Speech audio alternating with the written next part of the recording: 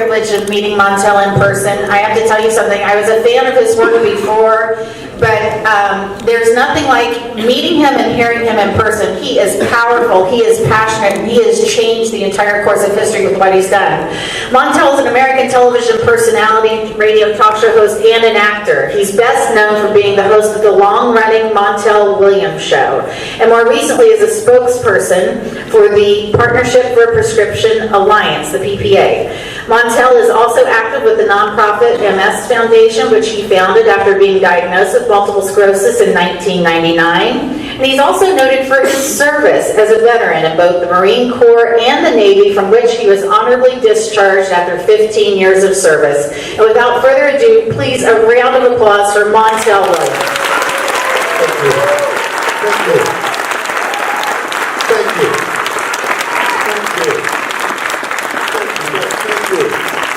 I do want to make one little correction. After 22 years of service. So I'm going to put that in my name.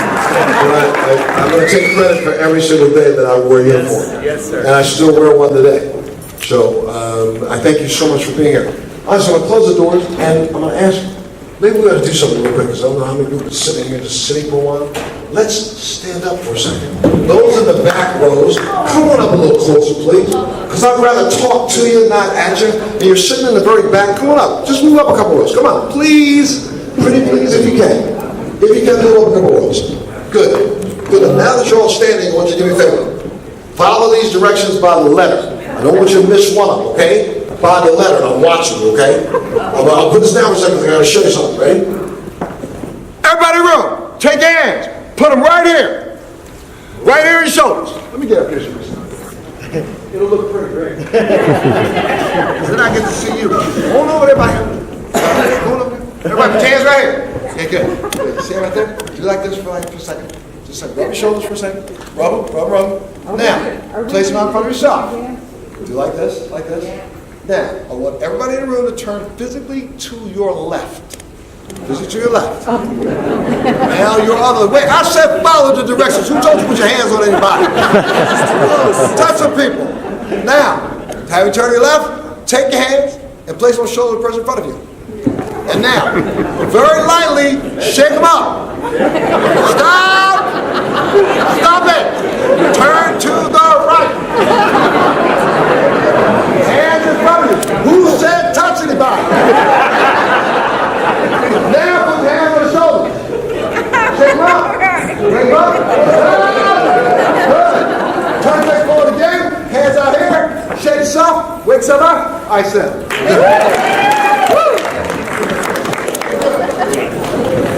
First of all, I have got to applaud you, Florida, for number one, passing a bill that at least starts the process of allowing patients and doctors to have unfettered access to medication. So thank you. And I say thank you for a real personal reason, because a lot of you don't know, but I'll let you know this right now. This weekend, on Saturday, I officially moved to Florida. And as soon as I can get a driver's license and register to vote, I will do so within the next 4 to 5 days. I'll give you mine. And on top of that, within the next month, I'm going to do everything in my power to make sure we get in and talk to this governor and this legislation about making this a real bill for patients. Okay?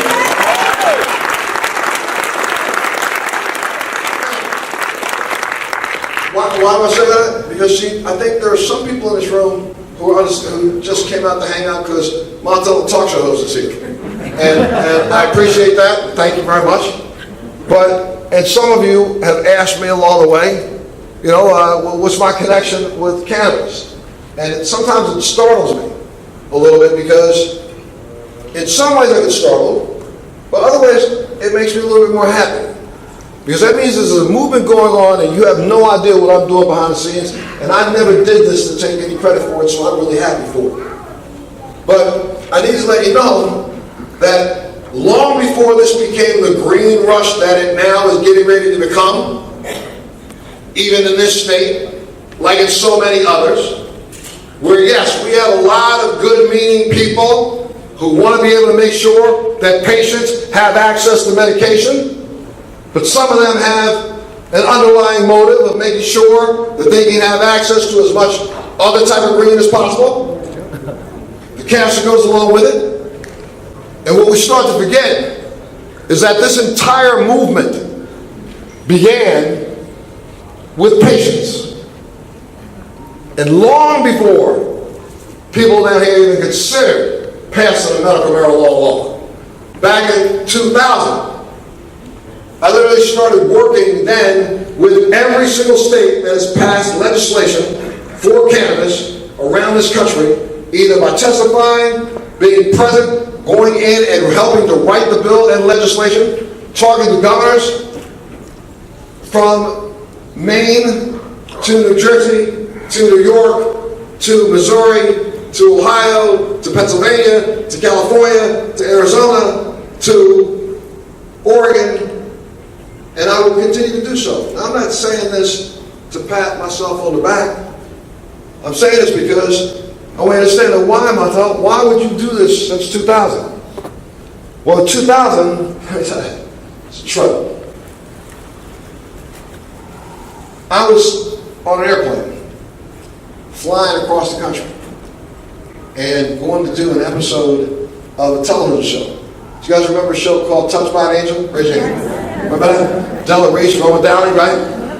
All right, let me tell you. If you remember that television show, Robert Downey at the end of every single episode, see me like, yes, and the person would be forgiven, and all of a sudden they start crying, and they would give back the money, right? Everybody got saved at the end of the episode. I'm the only character on Touched by an Angel where Robert Downey went, no, that's that it. Go ahead. I got sent straight to purgatory. And why? Because I played this character that was a cult leader. And this cult leader out in the middle of Missouri, out in the middle of Utah. Yeah, right? Anyway, it was a trip. Go back. You ought to pull up that episode and take a look at it. Because I'm the only black face in the cult, okay? So, I got the script, 2 weeks before, and I'm reading the script, and I'm going, holy moly, this thing's got me doing all this really crazy emotional stuff, and a lot of people don't know I did a little acting back then, done multiple different shows, but on this one, I'm trying, I went to see an acting coach, I'm going, dude, this thing has me crying almost every other scene, and I got nothing to cry about. And he's trying to teach me all these methods. I got this method acting guy or whatever. So it didn't really sink in. Now, I kid you not. The night before I got on an airplane to fly from New York to Utah to shoot an episode of Touched by an Angel, I should say, back then, I walked around. If you go look up some old pictures of me, I used to walk around at about 220 pounds. I mean, at 220, at a 28-inch waist, I used to put so much weight on my back. There was a point in time where I used to squat 690 pounds.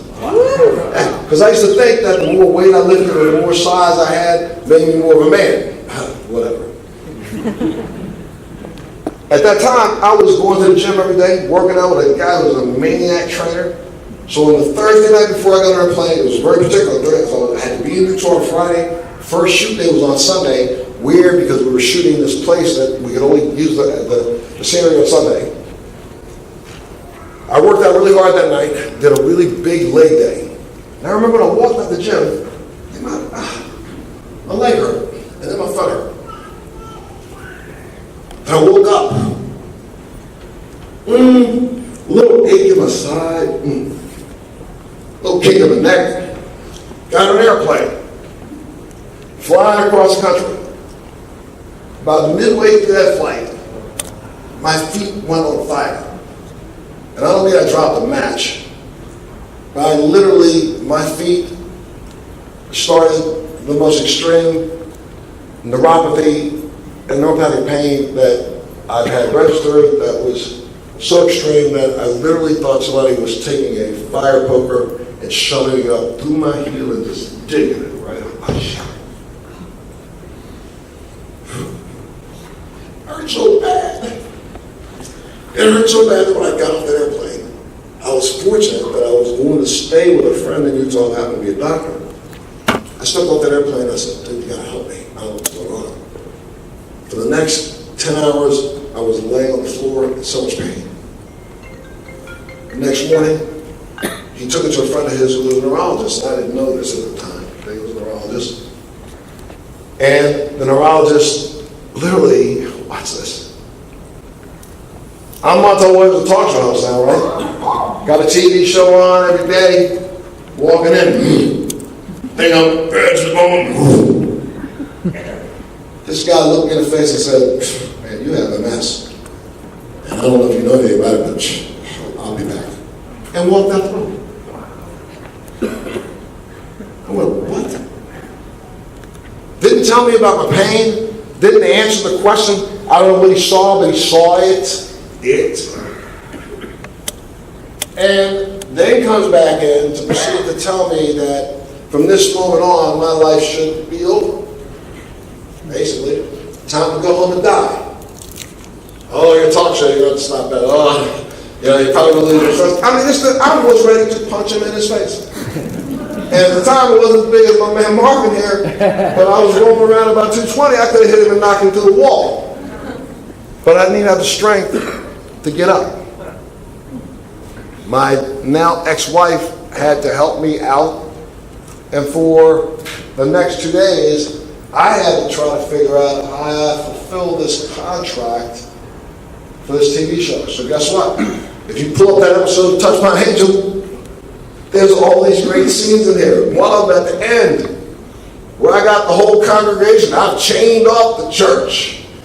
Got the mothers and the kids over here. I'm setting fires. And I have this big crying scene. And these idiots in the props kept messing up the fire.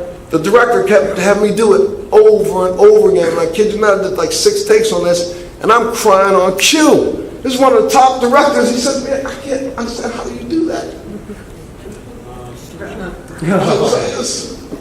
Feel these people. Because literally, I can walk around all day long and keep this bearing down in some ways. When I have to slow down and check into it, I hurt. Yeah. So, what did I do? Listen to the top doctors. I'm going to tell you, I won't name them because I got a tape going and I don't disparage anybody. I refuse. But they put me on every opioid there is. There was one point in time, go back to the night, this was now really 2000, 1999 and a half. The strongest we had was this brand new Oxycontin, and we also had Talwin. I don't know if you had people in here who are nurses who understand what Talwin is. Closest thing to off the vine heroin that we had at the time. And they took it off the market because it's the same as this trash that's out here right now. Or when I went through 5 to 10 of them a day. To the point now that, what is this? 17 years later, I'm going to have to go have surgery for damage that opioids did to my body. Now, I was stuck for 1.5 years in this trash. And believe it or not, I saw one of the top doctors in this country, from one of the top universities in this country, who said to me when he closed his door, listen to me, you got to stop. I heard about marijuana. I don't know. You want to try. Do as much of it, I don't know, talk to somebody, you got to stop this, it's going to kill you. And I'm on shooting 9 TV shows a week. Thank you. Stepping in before audiences, shooting a schedule that no one has ever been able to copy when it comes to talk shows, talking to 24 guests a day on some of the most horrific topics in the country because no one else will talk about them, taking breaks in between commercial breaks to cry. So I wouldn't cry on set. I got a lot of credit because, I'm a really emotional guy. Where am I feeling? Okay? So when that doctor said to me, Cannabis, 2001 and a half, I have not gone more than 2 days without completely titrating myself with marijuana or cannabinoids. Now, and I thank you for that. And what I'm trying to say is that long before we thought or even knew what CBD was, I was searching for CBD products back in 2002 and 2003. Back in 2009, I spent an hour and a half with Dr. Mashul himself in his laboratory in Israel, and one of the only people to have him on film and interview him, and I can't even put that film out. I lived, breathed, and consumed cannabis every day, and every single doctor that I've seen, from doctors at the Nobel Institute, to doctors at Harvard, Johns Hopkins, UC San Francisco, the Mayo Clinic, not one of them will tell me that I'm doing anything wrong because they have no MS patients like me. Now I'll also say that I've also been working on, just so you understand, I'm working on everything and anything I can do to better the lives of people who suffer from illnesses like mine and any illness. So now for the last 7 years, I've been involved in a very experimental protocol with a medical device that turned my life completely around. That, along with cannabis, is something in my arsenal. It's completely non-invasive, but it is experimental.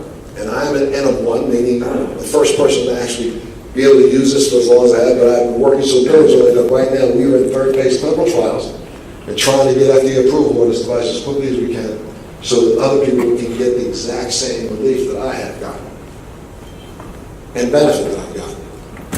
But even with that device, I can't go right now more than an hour, depending on what type of cannabinoid it is I'm using, without titrating myself. And I don't want to ever find out what it's like tonight. And I don't believe I need to. I've run 5 companies. It has not done one thing to me as far as my executive function or my ability to be able to communicate.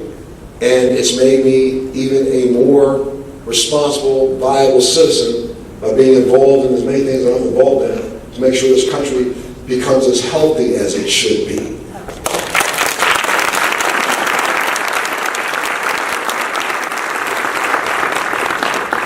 So, now we're at a very, very, very, very critical juncture. How many people are here today because they came out to find out something about the industry because they're interested in getting into this business? Come on, raise your hand. Let me see them. Come on, man. Yeah. And some of you are out there looking for and seeing if you have an opportunity to get yourself a license, be a provider, see if you can be a grower, see if you can work in the industry. Raise your hand. All right.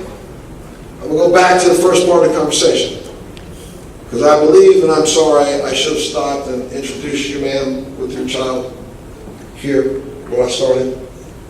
But I really hope that this room, at the very first cannabis conference in Florida, just all of you stop and recognize that who's been up here in the front of the room, communicating, trying his best to let us know that he's here, whether we like it or not. You better just accept it. This is what you're doing this for. And I want to talk about something right now that may anger some of you in the room. And let me just make sure you understand when I say this part. I really don't give a damn about making you mad. Hear me. Listen to me right now. You have an opportunity right now in this state, right now, to set an example. I'm going to fight at the the legislative level to ensure that they allow me to get the medication in my body that I have now used for 17 years in the way I choose to. But what you have to do is you have to demand of yourself that A, you get an education. And understand that there is a product that's being sold all over this country as medication, and it is an oil extract that's made from BHO. I will argue, I have an engineering degree from the United States Naval Academy, I have 22 years in the U.S. military. I'll argue with anybody in this room. You tell me how clean you think you're making this trash with BHO, and you're not. So, while you have an opportunity now in this state, while the rules are being written, think about, I'm sorry, his name? Noah.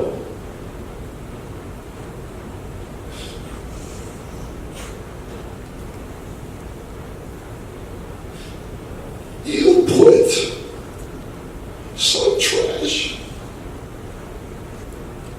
300 parts per million, 500 parts per million, because somebody lied to you and told you that that's safe.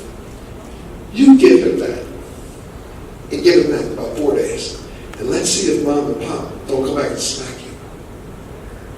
Because, listen to me, the technology is here. Why are we trying to live in the dark ages? It is time to grow up. This entire industry needs to grow up. Listen to me. Supercritical CO2 extraction. Cryoethanol. Rosin. And if you can find me a licensed operator of hexane that's been in the industry for about 20 years, I might accept it if you then show me an independent review, report, and analysis of the final product. Because remember, you guys did a great job in passing the law. What you did is you allowed yourself to self-police. It means the people opening up these so-called laboratories don't have the degree that you think they have. Don't have the knowledge or the science about cannabinoids that you think they have. And if they did, they would be able to determine that when any BHO product sold in this country today is really analyzed, it's running at least 300 to 400 parts per million. And I'm telling you, you can't do it. And I won't accept it. I will get angry. I go to California, I purchase product in California. If I walk out of that dispensary and I take it back to my room, I can know within opening and smelling if that was BHO and somebody lied to me, and I might go throw it in your face. Because you don't have the audacity, you have the right to call something a medicine. Look, oh, I'm so sorry, I should say this. If you're in this to sell weed because you're waiting for the day that the next bill passes and now you have adult use, play on. Have your fun. Keep the name medicine off your product. Okay? So I'm not going to belabor it anymore by trying to preach at you. Now I'm just going to beg at you and beg you to remember Noah. Because that's who you're going to be selling that product to. So now with that, I want you also to do something today. There's lots of different booths out there. You should walk around and collect as much data as you can. But then what you really should do is all of you should literally go back home, use your smart devices, and start to educate yourself. Because, really, let me explain something to you. I've heard people walk around and say, I use weed medically. No, you don't. You use medicine. It may be a weed, but it is medicine. And you should start to realize how long this medicine has been available to mankind. How long it's been talked about. How long it's been discussed. Why is it even illegal? I will guarantee you that 80% of this room doesn't know that it is made illegal by something called the Marijuana Tax Act. Not the Marijuana Dangerous Drug Act. And one person worked for 30 years to vilify it, to sign a treaty in 1963 at the UN to ban the use of hemp worldwide. And we sit back and don't even educate ourselves. Most of you don't even know that if you have never in your life touched any marijuana product, even put it to your hands, face, or smelled it, we can test you spectrographically and I can find a certain type of cannabinoid in your body.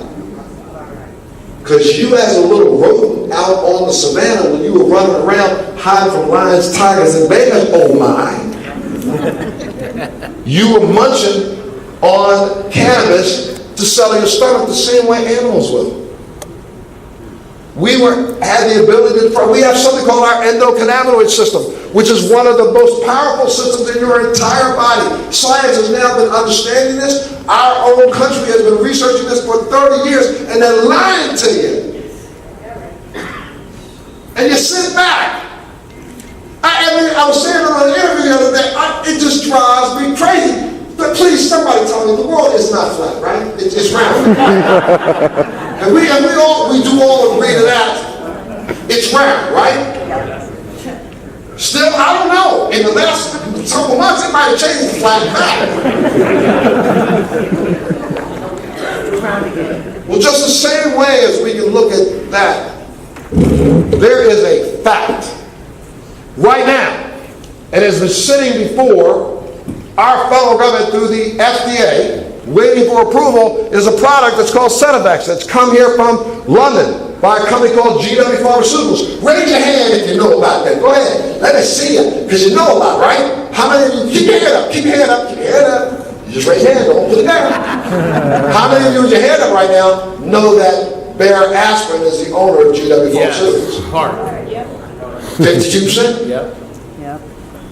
Sorry, in my book, I'm over 50.01. Yeah. I'm the boss.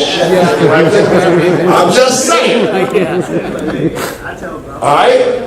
So if you know that, then it's really just absolutely crazy to me that we haven't looked ahead. We're so blinded by the green rush that you don't see the freight train coming. And the freight train's coming, folks. And there's really a big reason why. I have another napkin for a second, please. Thank you. And the big reason why is because I speak all over this country on an issue that most Americans haven't been paying the most attention to. Because all you hear is the chatter and the noise about health care, Obamacare, got to repeal some Obamacare, got to make new health care, I don't know what to do. Folks, let me explain something to you. Right this minute, 2017, I want you again, there's another thing, go ahead and Google for yourself when you leave here. I want you to look up chronic illness in America today. Okay? Just Google those words, chronic illness. You're going to see about 30 websites come up, and I'm going to give you generalizations of all of them together and the numbers that they all seem to be running with. Currently today, in the United States of America, about 54 to 55% of this country suffers from one chronic illness. That's heart disease, osteoarthritis, some form of cancer, diabetes, obesity. I didn't say cancer. That was it. Oh, and neurological disorder. Okay? So that's 54%.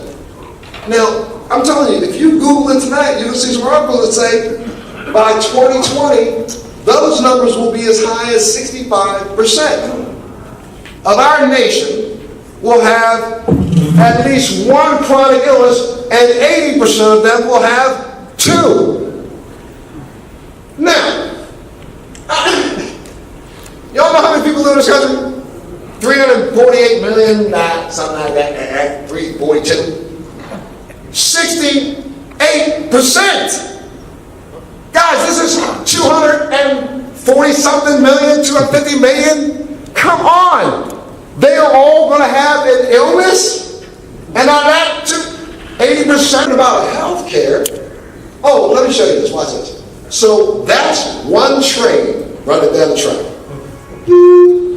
Right? All the sick people in America, right? To 2020. Watch this. Wait a minute, I gotta come over here. Going this way, there's another train. It's called, forgive my language, I think Noah is the youngest person here. Noah, I'm sorry I have to say this. No, this is called lazy ass. Americans. Lazy ass. Oh, all those complaining about, I need to do a job. Lazy ass. Now, one of your children going to school right now trying to be a nurse or a doctor. Lazy ass. Because guess what? In another 4 years, less, 2020, look at it. The National Nurses Association is claiming we could be somewhere between 600 and 700,000 nurses short. 2020, 300 to 450,000 doctors short. We're not graduating them. They all want to be Kim Kardashian. We're not graduating nurses. How many people in this room have a child going to college or school right now for nursing or doctor? Raise your hand. Look, how the hell do you think they're going to be able to treat 280 million people? Now, guess what?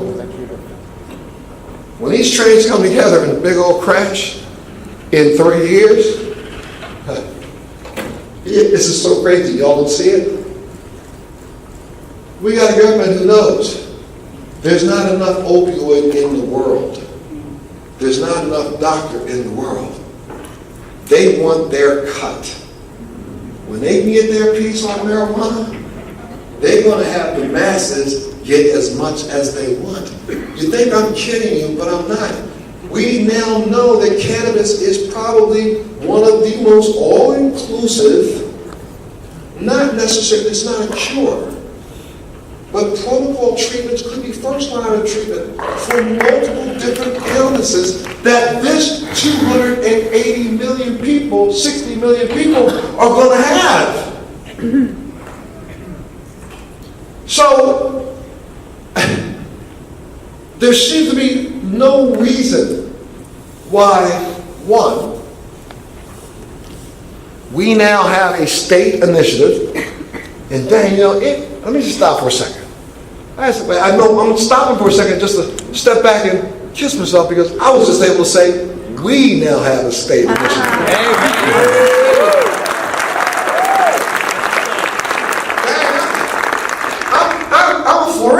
Yes.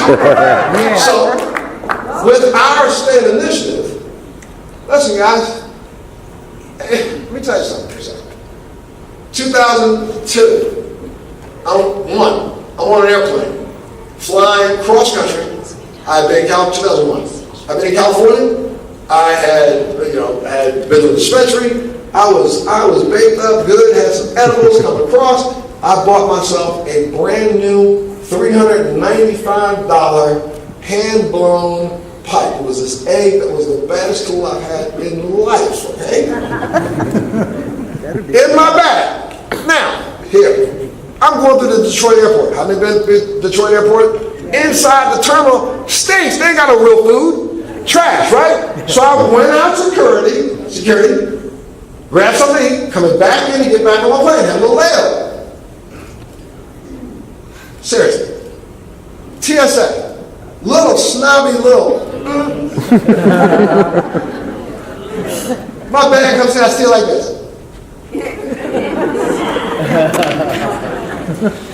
This goes like this. Excuse me.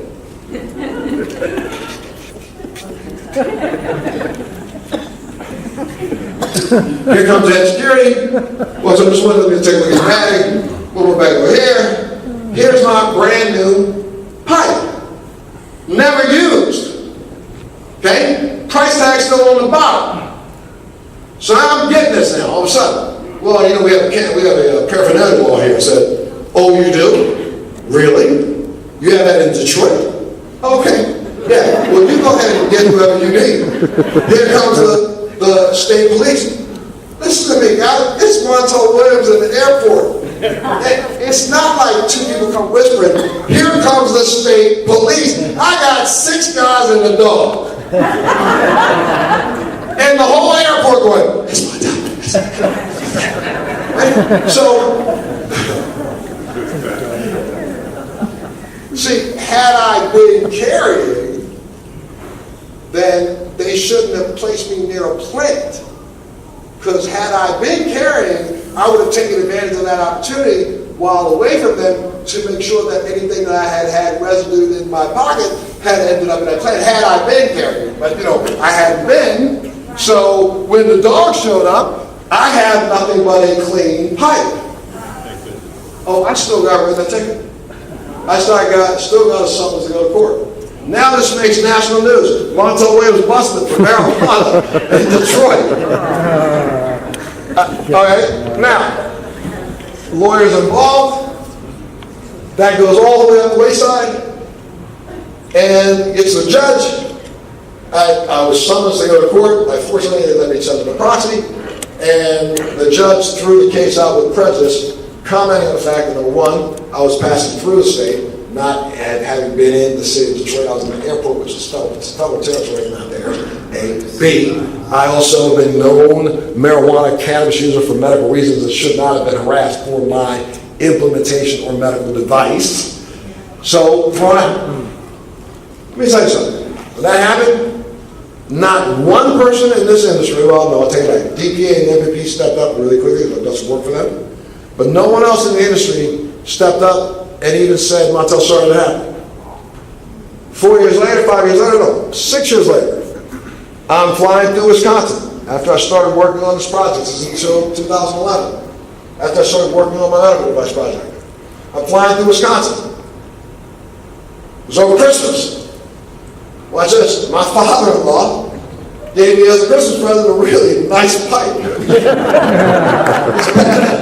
And wait, these are Tennessee folks that have never seen anybody in their family ever smoke marijuana. They drink, I smoke. Okay? So, I'm over Christmas, opened up a nice pipe. Of course I had to use my pipe. So I'll say, I also only have, for now the last 17 years, only smoked or vaped keef. I do not smoke leaf. So I use keef through the entire Christmas holiday. It's very funny about keef. Now, wait a second. Make sure this part of this video, you keep this really tight. Okay? No, don't. I don't want you to tell people about this part because this stuff can't get out. Okay? Let this for a second. All right, tell you keef. When you burn it completely, it leaves no residue. Put it back on. So I'm going to the airport. Wait a minute. I'm going to the airport in Wisconsin, and I kid you not, this has been in the bag for 7 flights. I've been to the airport 7 times, nobody saw it. It was like way after Christmas, middle of January. And the next thing you know, again, this licky little.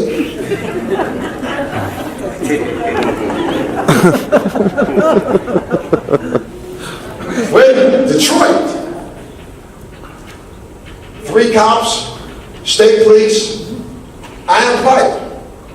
There is residue in the pipe. They asked me, are you holding? I mean, am I holding? No, of course not. Well, let's take a walk. Now, had I been, then they probably should have checked me right there. Had I been holding, they probably would not have wanted me to walk by all the plants and things that I walk by. However, I wasn't, so I got down the stairs and I wasn't holding. So we're downstairs now. Policeman scraped my pipe with a knife, scraped deep, put it in their packet, shook it up, and lo and behold, zippity doo-dah residue. So now we're in a quandary. I've never said I smelled pot out of that. You're telling me it's a pot pipe. I'm telling you it's closed. You're telling me it's pot. I said, no, I think it's mint. I don't remember.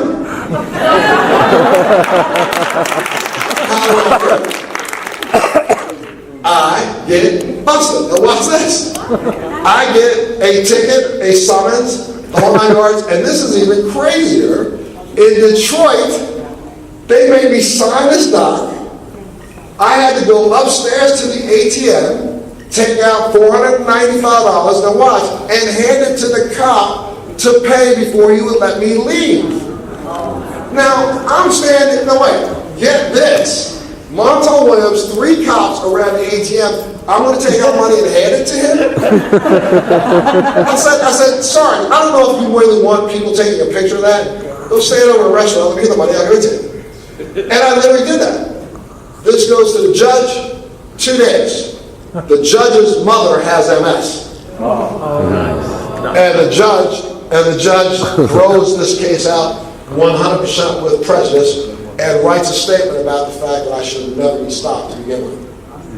Now, wait a minute, but that happens, and again, MPP, DPA, nobody else comes out. I get no support from everybody else in the industry. Oh no, I take another hit. I'm on national television talking about cannabis for years because of this. Nobody comes up to help. Now last year, summer, I'm in Germany, flying through Germany.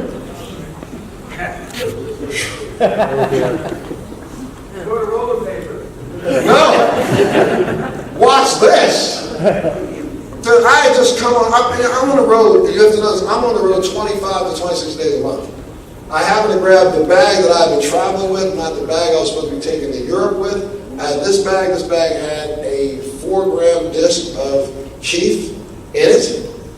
I swear to you, I made it through JFK, get all the way over to Germany. I'm in Germany, I'm going through the check, this Broomhilda.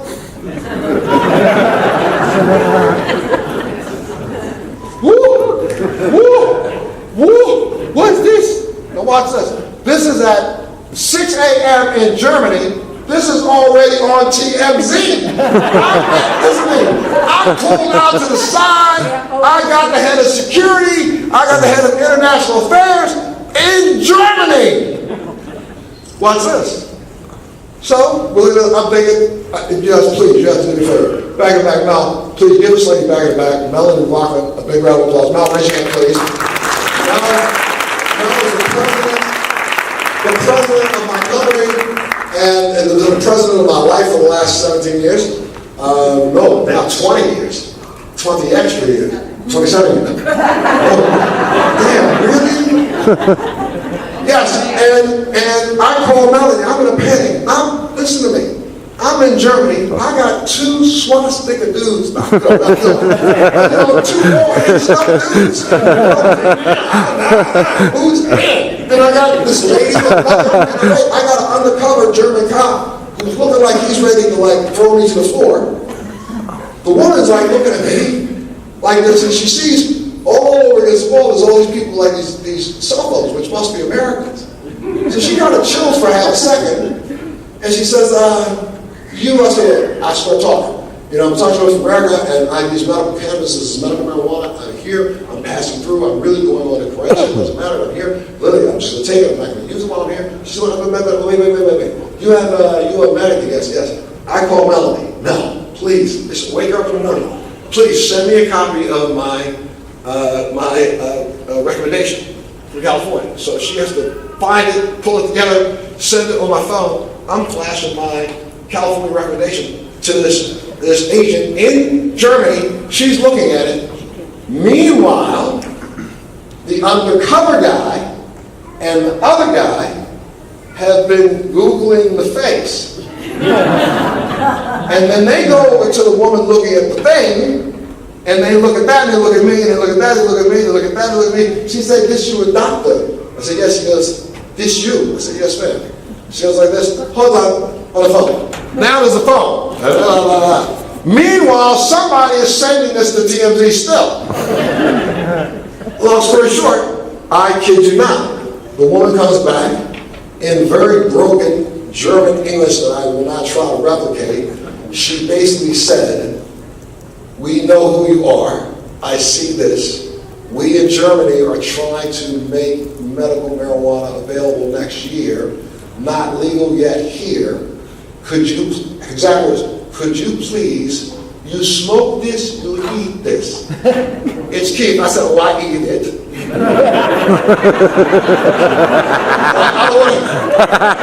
I wasn't some baby that don't go, I eat it. She said, okay, please, you no smoke here. You eat all you need, but please, thank you so much.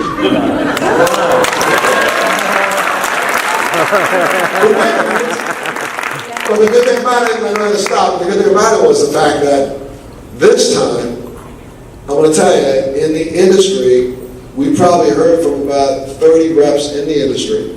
I also heard from a couple of politicians, and I also heard from a couple of lawyers who are extremely powerful lawyers who were just saying, dude, if you need anything, we will get you out of this. Because they thought I was going to be trapped in Germany. Unfortunately, I made it back, got out, and of course, before I travel anywhere internationally, I will check my bag. And even here, I will check what I'm doing. So I guess the point I'm making about the 3 stops, this last one, I got a lot of backup. The reason why I came here today is because I want you guys to back me up right now in this industry in Florida. Amen. Listen to me. I'm moving here. I need my meds. I want real meds. I want to be able to use my meds and not feel as if I'm a criminal by the way I do it. And I want you to help me get the word out that we need. Every time you hear about me, I'm going to try to get as much press as I can, to go on as many television stations as I can. When you hear I'm going to be at the Capitol, I'm going to be XYZ, please come out. Let's show them the numbers. That's one. And then, 2, as a member community, I'm also going to be working on other initiatives here than just cannabis. I'm strongly involved in concussive and traumatic brain injury, and I'm going to remain dedicated to that. And I'll also be working along with other growers and people here, because I'm going to tell you, though we think we have the expertise, and I'm not acting like I have it all, but if you look across all of the industry magazines in the last month, and all publications, the company that I just founded, which is called Limited Labs, we're the only ones in the medical marijuana space that Forbes has evaluated, and now we've probably gotten the cover of almost every single one of the industry magazines. And why? Is because I'm extracting, again, a cannabinoid. Thank you. Hello. You start over. But I'm extracting it in a way that I've talked to several people here that are patients. And I cannot wait to get our product on the ground here. What I'm doing is a supercritical CO2 extraction, double distillation. I'm doing a single wash and mineralizing. And I've made an oil now that is vaporable, edible, meaning you can put it right on your finger and eat it. You can put it in a vape pen and use it. You can smoke it if you want to put it on a leaf. You can even dab it if you want. And in any one of those versions, that oil will, and I've done so by formulating titration levels. The first number I'm going to give you is the number for THC. The second number I will give you is for CBD. So we have a formulation now that is a 10-90, a 30-70, a 50-50, a 70-30, a 95-5. These are all THC to CBD, and then they are re-terped, not for flavor, but for bioavailability and titration level. So I've put together a package of cannabinoids that I want the patient to titrate themselves to the level that they need to have and not be forced to overdose each time. And with that being said,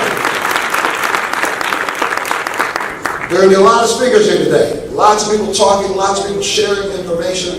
I'll go back to the last but not least. Get it yourself. Please, recognize some truth. Look it up. There's information out there. If you just look up the U.S. government's patent on THC and CBD, it will lead you to 50 other websites that will give you information that will let you understand that we have 280 million people headed towards another railroad track or train that are going to need a medication that's going to be available. And if you don't understand why we have the opioid problem we have in America, do you know that this country, the United States, which is less than 5% of the total world's population, consumes over 80% of the world's opioids? We consume it. The rest of the world doesn't even get a chance to get it. And there's a reason why we've been in war in Afghanistan. We protect the poppy fields to no end. We work with the Taliban to protect the poppy field and not stop the flow of opioids that we as a nation are addicted to. Listen to me. We can stop that addiction by using cannabis, not as a gateway drug, but as an exit drug. Thank you. It's our wonderful property. Rocket, let's go ahead and raise it again. Thank you.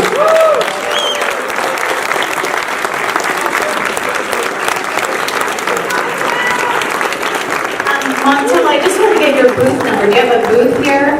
Or anything where they can find out more about your work and your business? I do not have a booth here because this was kind of last minute. Sorry. Sorry, our website is Lenitive Labs, Lenitiv Labs. That's our product. You can go up, sign up right now. As a matter of fact, say I want you in Florida, and we'll use that information to get us here as quickly as we can. I'm going to do pictures outside. Let me get situated first because I got 60 people who want to come around the line and get it done efficiently. So I'll be right outside.